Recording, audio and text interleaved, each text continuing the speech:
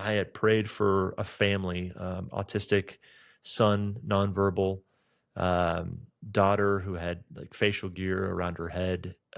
She wanted her jaw to be healed. She had reconstructive surgery on her jaw. I prayed for both of those things. And the mother was the one asking me to pray for her son and daughter. Nothing happened.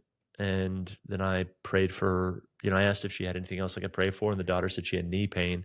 And I immediately began to dismiss the very idea of it because I was like, how are you going to know if somebody's knee is really healed when you pray for them? It's not like we have an X-ray machine with us. And so often those things can be psychosomatic and people can be thinking that they're actually healed when they may not actually be healed. And yeah, there's a number of things that could go on there. But I prayed for this girl and she stood up and she looked down at her feet and she started crying and saying, "My feet are straight." And I remember, sort of having this mental note of when she walked into the room that she kind of waddled like a duck. And I remember thinking she walks kind of funny. Well, now I'm looking down at this, 12, 13-year-old girl and her feet are straight.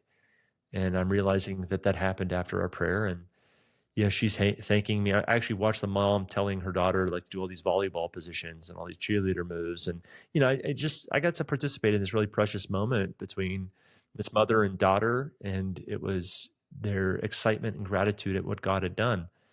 And I remember them thanking me and praising me for what happened. And I'm like, I didn't even think anything would happen. I was already so skeptical. And I didn't see the more important things healed. I saw something that was rather trivial. And she could have lived her rest of her life this way and been rather normal.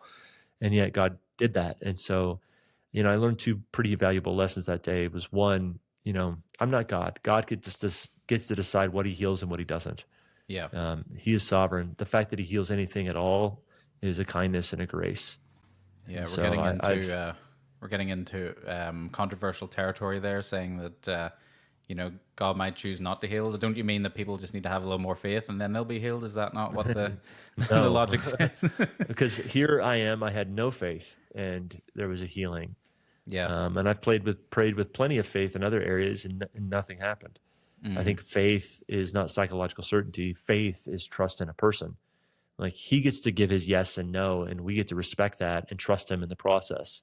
He healed the insignificant thing, which means he knows about the weightier matters. He knows about the bigger things, and he didn't have to heal this small thing, and yet he cared to.